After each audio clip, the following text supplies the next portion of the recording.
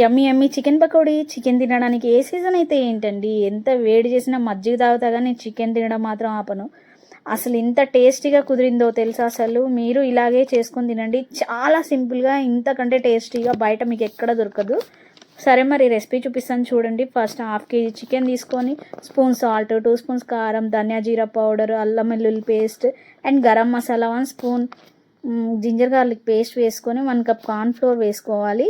And అన్నీ మంచిగా mix చేసుకొని ఫ్రిడ్జ్లో 1 అవర్ పెట్టాలి. 1 అవర్ అలా పెట్టిన తర్వాత మంచిగా బయటకు తీసుకొని కొంచెం నార్మల్ టెంపరేచర్కి వచ్చేదాకా ఉంచండి. అండ్ ఇప్పుడు ఏం చేస్తారంటే ఆయిల్ తీసుకొని ఆయిల్ వేడి చేసుకొని మీడియం ఫ్లేమ్లో పెట్టుకోవాలి. బాగా వేడైన తర్వాత మీడియం ఫ్లేమ్లో పెట్టుకొని అప్పుడు చికెన్ వేడి చేయాలి. అప్పుడే చికెన్ మంచిగా ఉడుకుతుంది అనమాట. అండ్ ఈ బబుల్స్ ఉన్నాయి చూసారా, ఇలా బబుల్స్ వస్తున్నాయి. ఆ బబుల్స్ అన్నీ పోయేదాకా ఉడికిస్తే చికెన్ మంచిగా కరకరలాడుకుంటూ లోపల మెత్తగా జ్యూసీగా ఉంటూ చాలా బాగా వస్తుంది. అండ్ చికెన్ కూడా ఉడికినట్టు తెలుస్తుంది మీకు. చూసారా ఎంత బాగా ఉందో. ఇందులో కలర్స్ ఏం వాడలేదు నేను.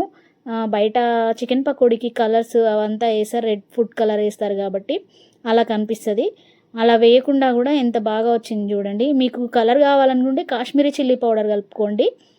అండ్ చూసారా అసలు ఎంత యమ్మీగా ఉందో. హాఫ్ కేజీ చికెన్ నేనే తినేసాను, అంత టేస్టీగా వచ్చింది అసలు.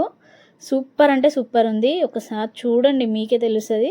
మెత్తగా లోపల జ్యూసీగా పైన కరకరలాడుతూ ఎంత టేస్టీగా ఉందంటే ఇంకేంటి లేటు, మరి మీరు కూడా చేసుకొని తినండి.